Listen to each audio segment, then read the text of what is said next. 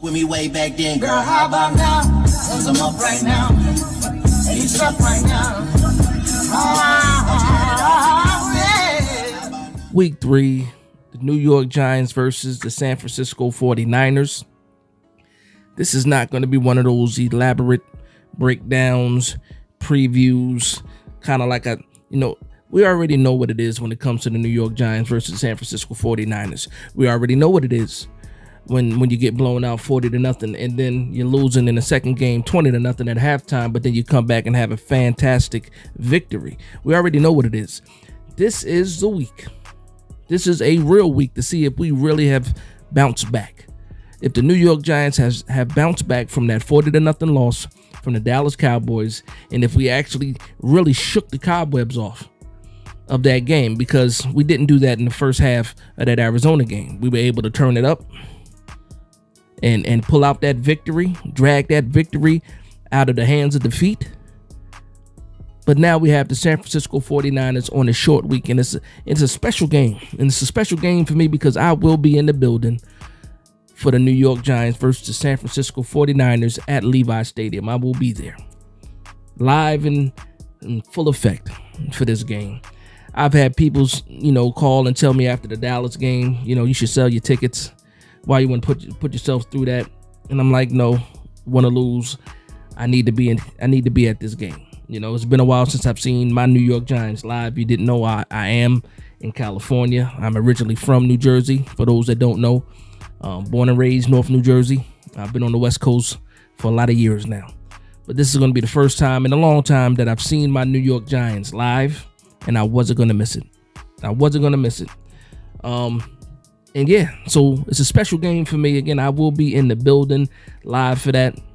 I don't know about all the different festivities that's going to happen. I know LPG always is doing something no matter what. Hopefully, I can find out where that is, meet up, and, enjoy some time before the game with a lot of these New York Giants fans. But again, this is going to be one of those games, a gut check, if you want to call it a gut check. A lot of people are not giving the New York Giants a chance in this game. And after that first game for me against the Dallas Cowboys, I no longer want to do predictions for games. Everything has to be earned for the New York Giants. I'm going to switch the way that I do things a little bit. Once we get on a roll, possibly, then I get back into predictions, but the New York Giants have to earn everything. I don't want to give these guys anything anymore. Everything has to be earned. And there were a few things about this game, and shout out to Bobby Skinner. He did the offensive line breakdown earlier in the week, last week. I was saying that, if Andrew Thomas wasn't going to play, that I like Ezeudu at left tackle, but also I want to see McKethan over Glowinski. And we got a chance to see that. And I thought that the line did pretty good, especially in that second half. We were able to come back, put some points on the board. I thought that they did pretty good. Watched the O-line breakdown from Bobby Skinner. He dropped that earlier today. And, depending on when you watched it, he dropped that earlier today. And there was some good, there was some bad, especially, for a guy like McKethan.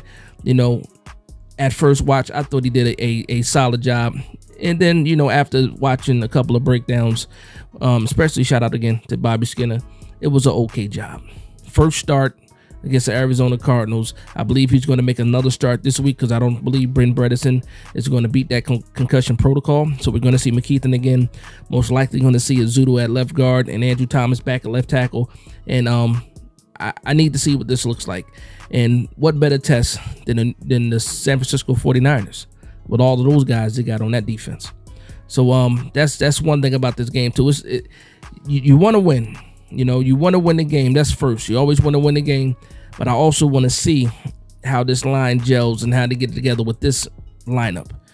Because in all actuality, this is, what the future might look like for the New York Giants with Thomas, Ezeudu, Schmitz, possibly McKethan, and of course Evan Neal. And these guys need to show us something. And again, this is going to be a great test for this offensive line. Thinking about everybody else. First, Daniel Jones. I need to see the Daniel Jones from that second half all the time, as much as possible. I don't want to wait to get punched in the face or punched in the mouth and come back. I don't want to wait to the second half, or I don't want to wait to have to dig ourselves out of a hole. I need to see that Daniel Jones all the time. Is it possible? I don't know, but I'm hoping for the best when it comes to that. Spice it up a little bit. A lot of the controversy was that Brian Daboll was calling plays, took play calling duties away from Mike Kafka. He denied that. I don't care what anybody tells you. I don't care what anybody says to you. That lying.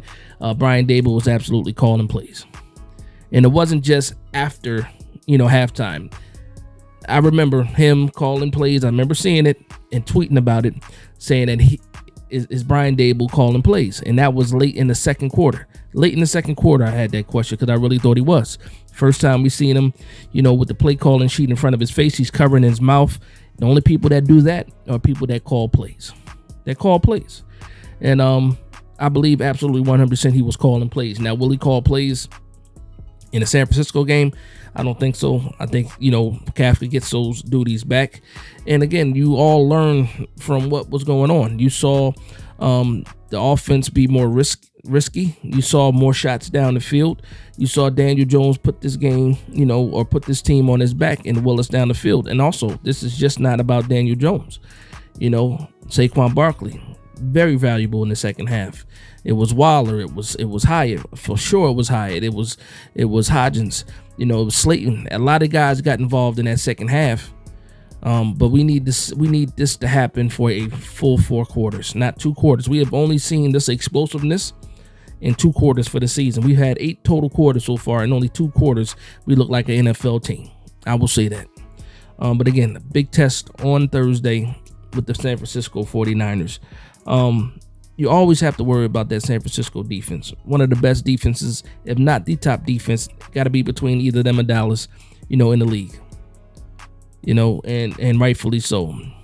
Fred Warner, Bosa, defensive line, some deals in that secondary. You got to be able to do those certain things. And San Francisco can absolutely do a lot of things on that defensive side. Offensively is about Brock Purdy. And yeah, Brock Purdy in this Shanahan system looks very good. He looks serviceable, more than serviceable. He's actually moving this ball down the field, but he's still a second-year guy, late-round pick, and you can see that in some cases. Is there going to be a way for Wink Martindale to kind of not necessarily expose or to get Purdy uncomfortable, bring that pressure?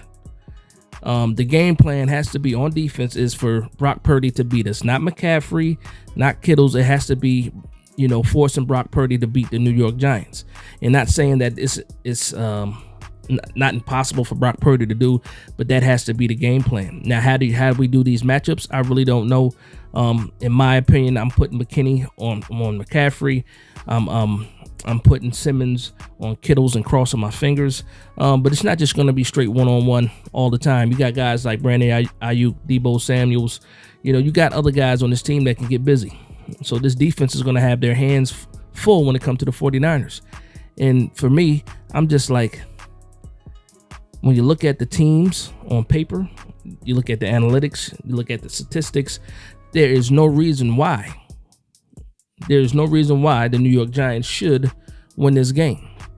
If the New York Giants beat the San Francisco 49ers, it's going to be a gut check. It's going to be something that a lot of people are going to be surprised about, including myself a little bit. I'm always going to give the New York Giants a chance in every game. Any given Sunday, any given Thursday, any given Monday, all that. That's real stuff. For me, I'm going into this game. I have certain things that I want to look for, but my expectations, again, are not true expectations. It's about earning and getting the respect, I guess, of the other team and doing what you're supposed to be doing. It's about dictating on offense, dictating on defense, and showing that, you're just not there as an opponent or a stepping stone for the San Francisco 49ers. You're actually there to play, and you're actually there to win the game. So I'm excited again. Big game for me. Be in the building, cheering on the Giants, blued up, doing my thing, and being loud. Like Wink says, be loud. And I expect to be loud and be hoarse after the game. So that's just going to be a quick, if you want to call it, preview, then it's a preview of the New York Giants versus San Francisco 49ers. I do want to thank everybody for vibing with me. Please like, comment, and subscribe. And from one Giants fan to another, this is Big Dash Knows, Big Blue Nation. Let's go.